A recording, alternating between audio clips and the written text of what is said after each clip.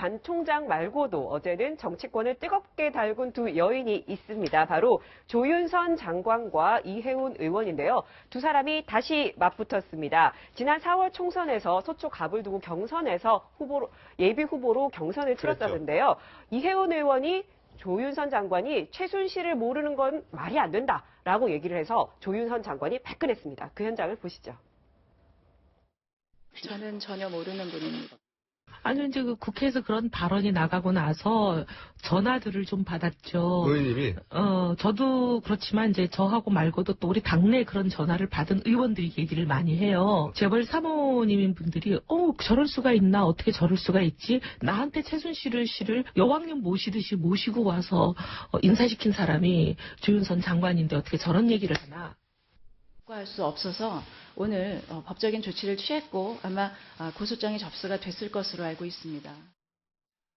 법적인 조치를 취했다 했는데 이 내용을 저희가 취재를 해보니까 어떤 법적인 내용이냐 하면은 어제 서울중앙지검에 명예훼손으로 고소장을 접수했고 조사가 시작될 거다. 장관이 인터뷰할 상황은 아니다. 이혜훈 의원이 얘기한 부분에 대해서는 전혀 사실이 아니라고 한다. 그러니까 즉시 법적 조치를 취한 거다. 저희 박소윤 앵커가 취재해서 이제 저런 내용을 받았습니다. 자, 이게 참 학번 동기 또 유명한 라이벌인데 딱 이혜훈 의원에게도 물어봤어요. 검찰이 밝힐 건데 공방전을 할 필요가 없을 것 같다면서 인터뷰를 정중히 오늘 아침에 사양을 했다고 합니다. 그러게요. 지금 이혜훈 의원과 지금 조윤선 장관은 지난번 서초갑에서 네. 아주 박빙의 승부를 벌친 끝에 아슬아슬하게 12표 차이라고 12표 차이. 네. 그 이혜훈 의원이 경선을 통과함으로써 뼈치를 다시 달게 됐습니다만 그때부터 사실 두 사람이 아주 팽팽한 신경전을 벌였던 장면이 우리가 지금도 기억합니다. 네. 예를 들면 그때 당시 이혜훈 의원이 뭐라고 조윤선 장관의 당시 조윤선 후보죠. 조윤선 후보에 대해서 외모가 경쟁력이다. 이런 이야기를 이 이야기를 하니까 조윤선 당시 후보가 이혜훈 의원 후보를 뭐라고 이야기했냐면 저돌적이라는 표현을 썼습니다. 저돌적이라는 저자가 멧돼지 저자거든요. 그래서 상당히 그 두 사람이 빼있는 상당히 그 주고를 받았다는 정도로 정치적으로 상당히 서로 견제하는 사이인데 네. 이번에 어제 그 이혜훈 의원이 라디오 인터뷰에서 나와서 재벌 사모님들. 재벌 사모님들이 아니 조윤선 장관이 최순실을 모른다니까 강남에 있는 재벌 사모님들이 아니 조윤선 장관이 최순실을 우리한테 소개시켜줬는데 어떻게 그걸 모른다고 이야기하십니까? 내가 소개를 받았는데. 소개를 받았는데 그래서 그런 제보 전화가 의원들한테 온다더라. 그 이야기를 소개한 거거든요. 그런데 거기에 대해서 지금 조윤선 장관도 그러면 그 소개한 사람 밝혀라. 지금 그림이 분명한 근거가 없이 그렇게 이야기한 부분에 대해서는 어떻게 보면 자신의 정치적인 라이벌이라는 측면에서 나를 이렇게 보면 정치적 애들로서 공격하는 거 아니냐. 그러한 그 의도를 갖고 있다고 보고 법적 소송에 들어가겠다는 거죠. 저 그림이 이제 지난 총선 때 예비 후보 경선 치르는데 두 사람이 겉으로 웃고 있는데 눈에서 파란 불꽃이 팍팍 튀었다고 합니다. 그때 서로 디스, 요새 말로 디스라고 그러죠? 예. 이렇게 싸웠습니다. 보시겠습니다. 그다음 우리 조윤선 후보에 대해서는 닮고는 싶은데 제가 닮을 수 있을지는 모르겠다. 얼짱이라서 참 가점이 많은데 그건 제가 닮을 수 있을지 모르겠다 그랬어요. 이혜훈 후보에 대해서는 굉장히 다른 후보들이 이구동성으로 말씀하신 게 굉장히 저돌적이다.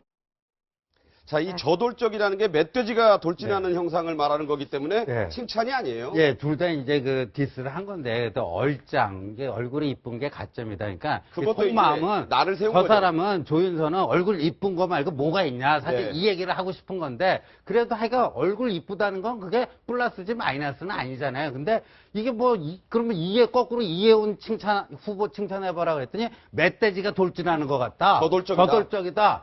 이거는 완전히 거의 그냥 웃으면서 욕하는 겁니다. 그러니까 저 때는요 약간 굳이 따지자면은 판정을 내려보자면 조윤선 후보가 당시 이혜훈 후보에게 굉장히 더 세게 얘기한 거예요.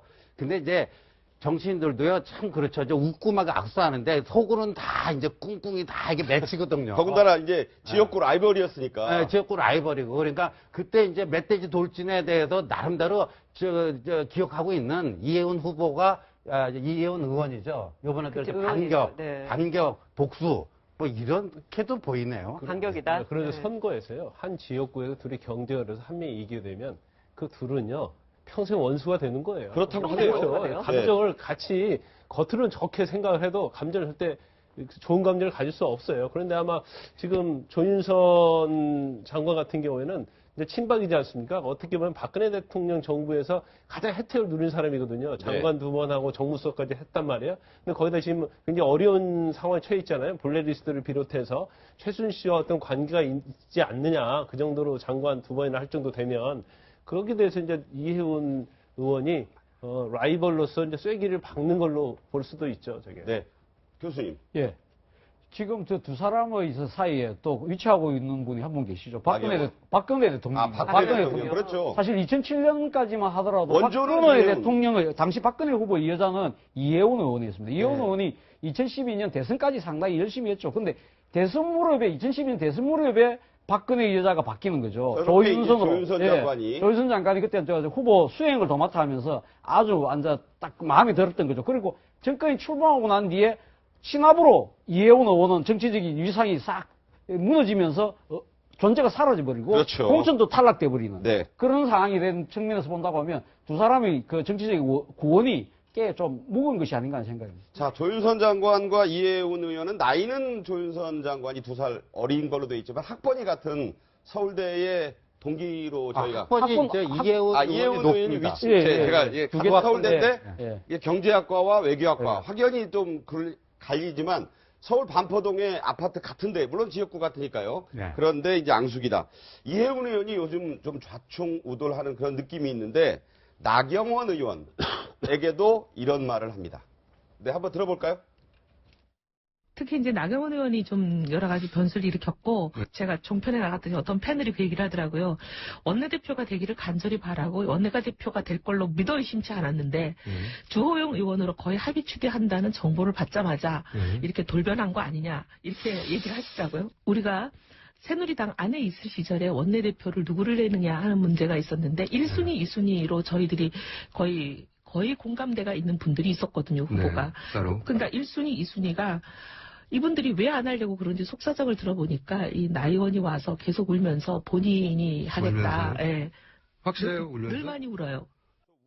얘기는 김성태 의원도 하고 있지 않습니까? 네네. 지금 뭐 카더라 통신으로 라디오에서 계속 이런 얘기를 전하는데요. 그런데 말이죠. 저 두 분이 동기예요. 이해운, 나경원이 나경원. 네네네. 서울대, 법대, 경제학과 그런데 학교 다닐 시절에는요. 서로 집에도 놀러 가고 그렇게 친했대요. 근데 참 정치가 할 게 못 되는 것 같아요. 네. 친한 친구들까지 네. 서로 저렇게 디스해야 되는 거 보니까. 네네. 그런데 이제 저에게는 비단 그 이해운 의원뿐만 아니라 지금 이제 비박 신당 쪽에 있는 많은 사람들이 나경원 의원이 여기에 가담하지 않은 이유가 뭐 원내대표 그것 때문이다 이런 얘기를 하는데 참 보니까요. 같은 친구였던 사람들이 또 저런 얘기를 하니까 네. 참 정치는 참 너무 비정하구나 하는 생각이 좀 드네요.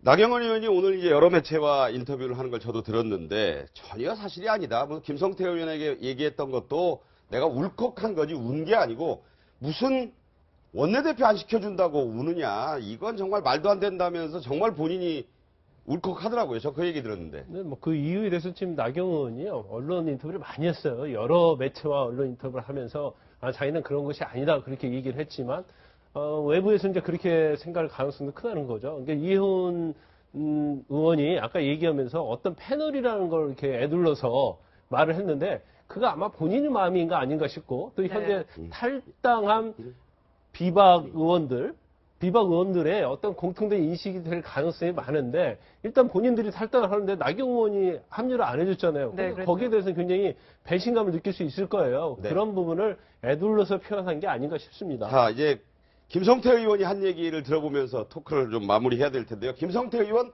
나경원 의원에 대해서 이렇게 얘기했습니다. 제가 밤늦게 어제 들어갔는데 밤늦은 시간인데 막 울면서 나경원 의원이요? 지금 본인이 합류하지 못하는 신경에 안타까움 때문에 원래 나경원은 뭐 제 앞에서 잘 울어요.